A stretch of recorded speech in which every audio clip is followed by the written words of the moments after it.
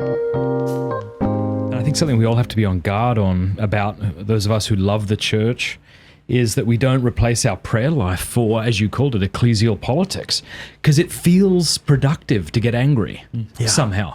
And so it's like, well, do you pray? Yes, I pray, and I'm very angry about it, and I scroll through my political ecclesial news feeds, and maybe that's substituting my time of prayer. I remember when I was on net, I would spend my hour of prayer time that they encourage us to do daily just studying apologetics, which is great, but it wasn't that heart-to-heart communication with the Savior who loved me.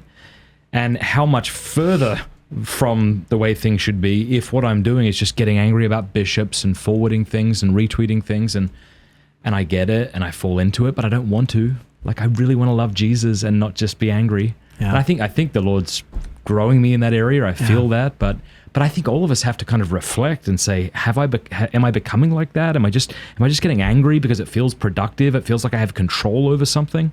Do you think that's what anger does? Do you think that's why we like it? I think so, because there's something cathartic about it. It's a place to let out emotion.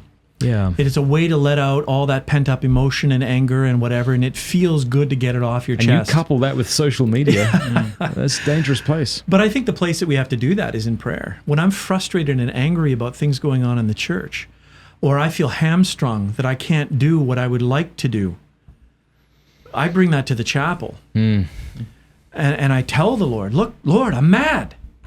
I'm ticked off. And sometimes I use harder language than that, you know? And here's why. I mean, he knows it anyway. But I think sometimes, here's the level of our prayer, oh, Lord, in this pericope, blah, blah, blah, blah. And here's what's really going on in my life, down here. Anger and lust and unforgiveness and self-hatred and this and that and the other thing. And the Lord is just saying, oh, please. Bring me your heart. Bring me your heart. That's real prayer, when those two things come together. When real prayer meets the Lord in reality, in truth, in authenticity, that's prayer.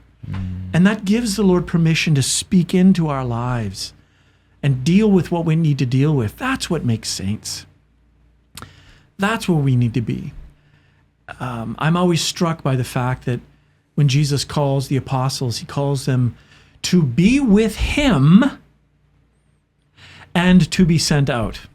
And I think that's true of all disciples. Our first ministry, our first call is to the Lord, to real relationship. And from there, we carry him into our life. We carry all that he's doing within us into our life.